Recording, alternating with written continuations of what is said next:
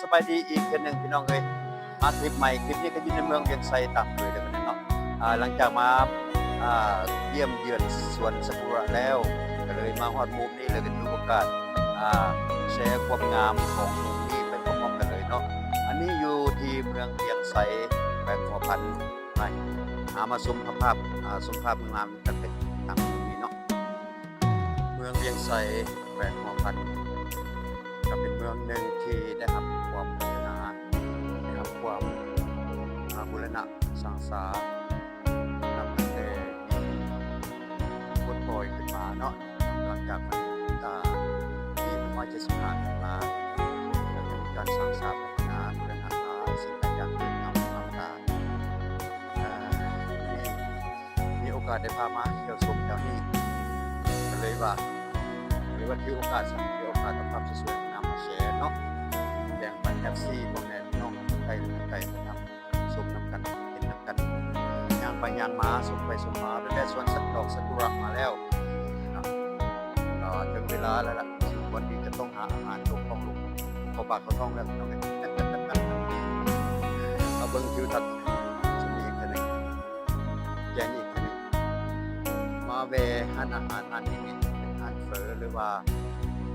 ที่นี่เราเป็นร้านอาหารตามสั่งเนาะร้านอาหารเกตกระพา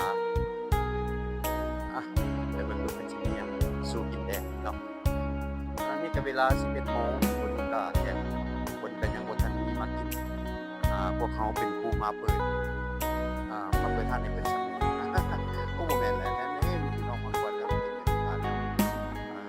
เบิ่งเมนูมันเนาะเมนูอาหารร้านเกตกระพาเบิ่งเป็นรวมๆกันเลยครบวงจรคือว่าครบวงจรมีทุกสิ่งทุกอย่างเนาะมีเฟอมีข้าวเปียกมียัดไส้ผัดไทยกรอบผัดหน้าก็เป็นปลาที่ปลาหนึ่งเป็นปลาอะไรอย่างปลาดาวก็เป็นขาหมูครบวงจรต้มยำลาบกับเนื้อทุกคนเลยไม่บ้านทำเองยังไม่ได้ทำต้มย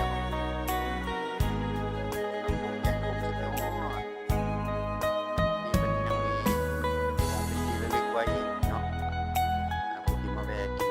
อาหารแล้วดูมันจะดูแน่อยู่ไหนโอ้เมียเล่นการ์ตูนอยู่บ่